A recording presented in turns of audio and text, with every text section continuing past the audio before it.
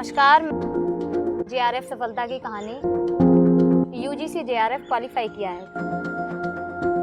जानेंगे उनकी सफलता की कहानी उन्हीं की जुबानी। मेरा नाम सुदर्शन कुमार झा है। सरकारी विश्वविद्यालय से पढ़ा हूँ। तो इतिहास को अपना विषय बनाना चाहता था। अनफॉर्चुनेटली मुझे उस साल इतिहास में एडमिशन नहीं मिला। भी ऐसा लगा कि हिंदी से ये सब कर रहे हैं। हिंदी एक तरीके से बोलचाल की भाषा है, मतलब बहुत आसान है। कहूँगा जिन्हें ऐसा लगता है वो एक बार यूजीसी का एग्ज़ाम देकर देखें। नमस्कार, मैं नेहा और आप देख रहे हैं आज जेआरएफ सफलता की कहानी। तो आज हमारे साथ जुड़े हैं एक ऐसे विद्यार्थी जिन्होंने हाल ही में हिंदी विषय से यूजीसी जेआरएफ क्वालिफाई किया है। तो आज हम जानेंगे उनकी सफलता की कहानी उन्हीं की जुबानी। तो सबसे पहले तो आपको बहुत बहुत बधाई। धन्यवाद नेहा। और आप हमारी ऑडियंस को अपना परिचय दीजिए। मेरा नाम सुदर्शन कुमार झा है। मेरा जन्म दिल्ली में हुआ। मेरे माता पिता मूल रूप से बिहार के दरभंगा के हैं। मेरी सारी शिक्षा एक साथ दिल्ली से हुई। मैंने पहले स्कूलिंग की दिल्ली के गवर्नमेंट स्कूल से KG 1 2 विकासपुरी से। उसके बाद मैंने दिल्ली विश्वविद्यालय के मोतीलाल नेहरू कॉलेज से हिंदी में स्नातक किया। फिर स्कूल ऑफ ओपन लर्निंग से परास्नातक किया। उसके बाद अब मैं करंटली जामिया मिलिया इस्लामिया से PhD कर रहा हूँ। तो जेआरएफ की तैयारी आपने कब से शुरू की? जी, मैंने MA फर्स्ट सेमेस्टर के दौरान ही जेआरएफ की तैयारी शुरू कर दी थी और मैंने अपना पहला अटैम्प्ट भी अगस्त 2022 में दिया था। ऑडियंस को बताएंगे कि ये जेआरएफ एक्चुअल में है क्या? देखिए, इस परीक्षा का पूरा नाम है यूजीसी नेट एग्ज़ाम। नेट का बेसिकली फुल फॉर्म होता है नेशनल एलिजिबिलिटी टेस्ट। ये एक एलिजिबिलिटी टेस्ट है। जो भी प्रोफेसरशिप में जाना चाहता है या प्रोफेसर बनना चाहता है उसे ये एग्ज़ाम क्रैक करना होता है। लेकिन जेआरएफ इसी एग्ज़ाम का एक दूसरा पार्ट है, जिसमें जो बच्चे बहुत अच्छे अंकों से परीक्षा उत्तीर्ण करते हैं उन्हें एक फेलोशिप दी जाती है। उन्हें PhD के साथ साथ कुछ राशि दी जाती है जिससे कि वो सुगमता से अपनी PhD कर सकें। इसे जेआरएफ यानी जूनियर रिसर्च फेलोशिप कहते हैं, जो कि 3 साल के लिए वैलिडेट होती है। उसके बाद एक कन्वर्ट होकर SRF में कन्वर्ट हो जाती है, सीनियर रिसर्च फेलोशिप। और जब आप PhD करते हैं तो आपको सरकार की तरफ से या संस्था की तरफ से बहुत अच्छा एक अमाउंट मिलता है। हिंदी विषय चुनने का क्या कारण रहा? रुचि या बाद में इसकी तरफ आपका झुकाव हुआ? जी, जैसे कि मैंने बताया कि मैं सरकारी विश्वविद्यालय से पढ़ा हूँ। तो सरकारी विद्यालय में पढ़ने की एक खासियत या एक फ़ायदा ये भी होता है कि आपकी हिंदी बहुत अच्छी हो जाती है। तो प्रारंभ से ही मेरी हिंदी काफ़ी ठीक थी, लेकिन मूलतः मैं इतिहास को अपना विषय बनाना चाहता था। अनफॉर्चुनेटली मुझे उस साल इतिहास में एडमिशन नहीं मिला, तो मैं हिंदी में आ गया। मतलब कभी ऐसा लगा कि हिंदी सब्जेक्ट्स को देख के लोग बाग ने या आपके आसपास किसी ने ऐसा फील कराया हो, आपको महसूस कराया हो कि मतलब आप हिंदी से ये सब कर रहे हैं? जी हाँ, लोग इस विषय के बारे में चूँकि इतना नहीं जानते हैं या उनके कुछ पूर्वाग्रह रहते हैं इस विषय को लेकर, तो उन्होंने ऐसा सोचा और कई बार कहा भी कि हिंदी क्यों कर रहे हो, हिंदी जैसा विषय करके क्या करोगे, क्या बनोगे, इस तरह के सवाल उनके रहते थे। लेकिन एक चूँकि मुझे इंटरेस्ट भी था इन चीज़ों में और मुझे पढ़ना अच्छा लगता था, तो मैंने फिर उनकी बातों पर इतना ध्यान दिया नहीं। लोगों को ये भी तो लगता है ना कि हिंदी एक तरीके से बोलचाल की भाषा है, मतलब बहुत आसान है, तो इसी तरीके से पढ़ने में भी होती है, तो वो मारते हैं इस चीज़ को, बोलते हैं वो। मैं कहूँगा जिन्हें ऐसा लगता है वो एक बार यूजीसी का एग्ज़ाम देकर देखें। बिल्कुल। सुदर्शन जी, आप बताइए कि आपकी जो पढ़ाई की स्ट्रेटेजी क्या रही? मतलब आपने किन किताबों से मदद ली या कोई कोचिंग या क्लासेस आपने ज्वाइन करी इस एग्ज़ाम को क्लियर करने के लिए? सबसे पहले तो मैं सभी को बता देना चाहता हूँ, आपके दर्शकों को, कि मैंने किसी भी प्रकार की पेड कोचिंग या कोई भी पेड ऐसा बैच कुछ नहीं लिया। मैंने जितने हो सकते थे फ्री रिसोर्सेज उसका इस्तेमाल किया और यूट्यूब के जो फ्री चैनल्स होते हैं पेपर 2 और पेपर 1 के लिए, वहाँ से तैयारी की। और अगर आप बुकलेट की बात करें तो पेपर 2 की अगर मैं बात करूँ तो क्योंकि ज़्यादातर चीज़ों के विषय के जो है किताबें वो पता ही है सबको कि वो हैं, लेकिन खासकर 1 to 5 की जो इकाई है उसमें जो किताबें, जैसे भोलानाथ तिवारी की किताब जो है हिंदी भाषा का इतिहास और साहित्य करके, वो किताब पढ़ी थी मैंने, जो वाणी प्रकाशन से आई है। उसके अलावा उससे इकाई एक आपकी अच्छी से कवर हो जाएगी और साथ में आप दृष्टि की अगर जो गाइड आई है 5वां संस्करण उसको देख लेंगे तो आप अच्छी तैयारी कर लेंगे। इकाई 2 के लिए रामचंद्र शुक्ल, बच्चन सिंह और रामस्वरूप चतुर्वेदी के इतिहास को मैंने पढ़ा। डॉक्टर नगेंद्र को भी काफ़ी लोग पढ़ते हैं, लेकिन मैंने उनको नहीं पढ़ा।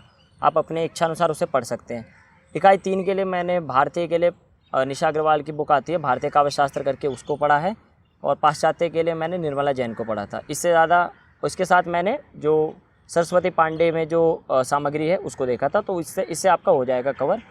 इकाई 4 ये थोड़ा मुश्किल होता है लोगों को, इसके लिए मैं थोड़ा सा अलग रास्ता बताऊंगा कि आप इसके लिए दृष्टि की जो चौथी इकाई है वो पढ़ लीजिए, और हिंदवी के साइट पे आपको अकादमिक सेक्शन में इसके नोट्स मिल जाएंगे शॉर्ट में, वो पढ़ लीजिए। इससे ज़्यादा मुझे नहीं लगता कि कहीं से आएंगे।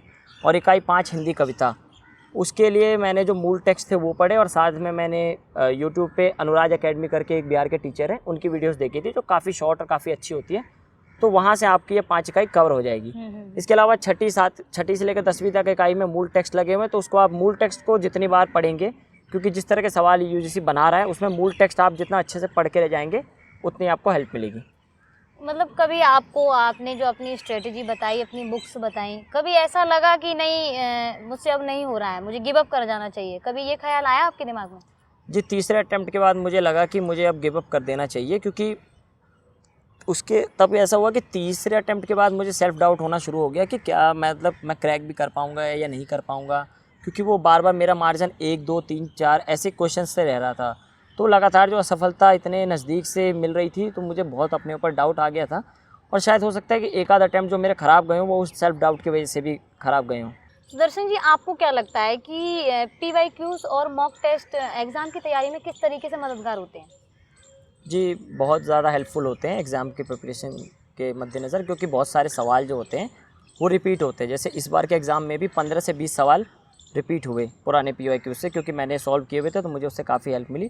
और मॉक टेस्ट कहीं ना कहीं आपको ये बताता है कि आप इस एग्ज़ाम में कहाँ पे स्टैंड कर रहे हैं। तो आप जितना ज़्यादा मॉक टेस्ट देंगे उतना ज़्यादा आपको पता चलेगा कि आपकी तैयारी किस दिशा में जा रही है और आप कहाँ गलती कर रहे हैं, तो आप उसे सुधार सकते हैं। आपने जो ये एग्ज़ाम अभी दिया है सुदर्शन जी, तो इस एग्ज़ाम के सफ़र में आपकी सबसे बड़ी चुनौती आप क्या समझते हैं? जी, मैं समझता हूँ कि मुझे मुख्य तौर पर 3 चुनौतियाँ रहीं। पहली रही आर्थिक स्तर पर, क्योंकि मैं फाइनेंशियली ऐसे घर से नहीं आता कि इस एग्ज़ाम के लिए इतना जो धन की आवश्यकता वो मेरे पास हो, क्योंकि मेरे पास काफ़ी सारी किताबें नहीं थी जिनको मैंने PDF फॉर्म में पढ़ी, या रिसोर्सेज़ की इतनी कमी थी, तो उसको जुटाने में जो समय लगा, सबसे बड़ी समस्या वहाँ रही। दूसरा मेरे पारिवारिक समस्या रही, क्योंकि मेरे पिताजी की तबीयत काफ़ी समय से ख़राब चल रही थी।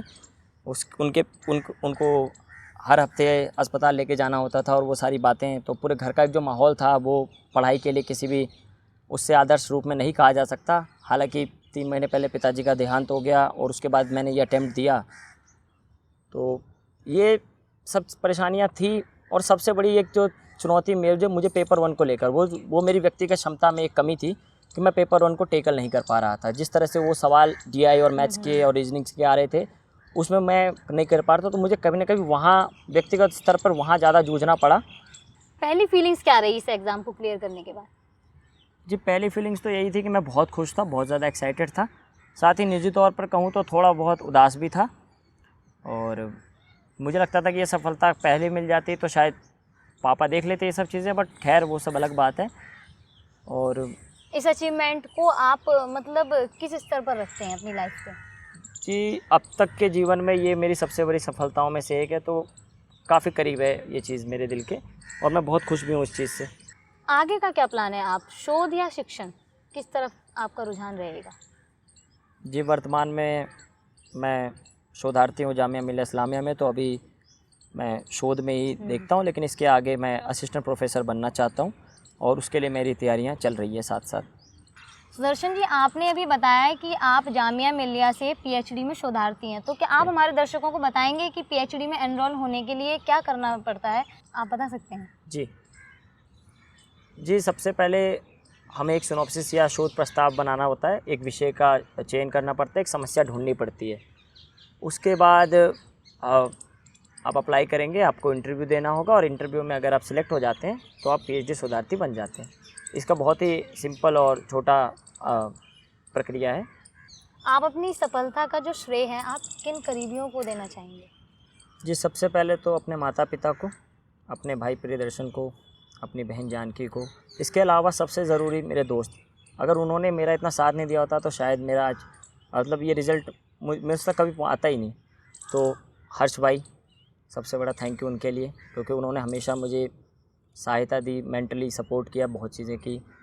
दीपक, नवीन, मनोज, इब्राक भाई, प्रीतिका, इनका भी साथ मुझे बहुत मिला। मेरे ख़राब वक्त में ये सब मेरे साथ रहे। विपिन, साहिल मेरा जूनियर है, हालांकि उससे मेरी बहुत अच्छी बनती है, और बस इन सब करीबियों का ही साथ रहा जिसकी वजह से ये सब संभव हो पाया। तो मैं सबको थैंक यू बोलना चाहूँगा। Thank you so much. तो सुदर्शन जी, मेरा आपके साथ आखिरी सवाल है। तो जो छात्र अभी जेआरएफ की तैयारी कर रहे हैं, उनसे आप क्या कहना चाहेंगे? जी, मैं यही कहना चाहूँगा कि पढ़ते रहिए, मोटिवेटेड रहिए, और ज़्यादा पढ़ने की कोशिश मत कीजिए। जो पढ़ रहे हैं उसका रिवीज़न ज़रूर कीजिए, क्योंकि रिवीज़न ही आपको दूसरों से बेहतर बनाएगा। और ख़ुद पर भरोसा रखिए और सफलता ज़रूर मिलेगी। Thank you so much.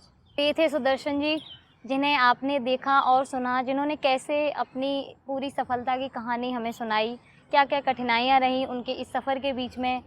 उन्होंने हमें सब कुछ बताया, यहाँ तक कि उन्होंने हमारे छात्रों के लिए मैसेज भी छोड़ा कि किस बुक से उन्हें पढ़ाई करनी चाहिए, किस तरह से करनी चाहिए, सारी स्ट्रेटजी बताई। तो मैं नेहा, आप मुझसे जुड़े रहिए ऐसी ही सफलता की कहानियों के साथ। हम आपको लेकर चलेंगे ऐसे ही और सफल इंसानों के साथ।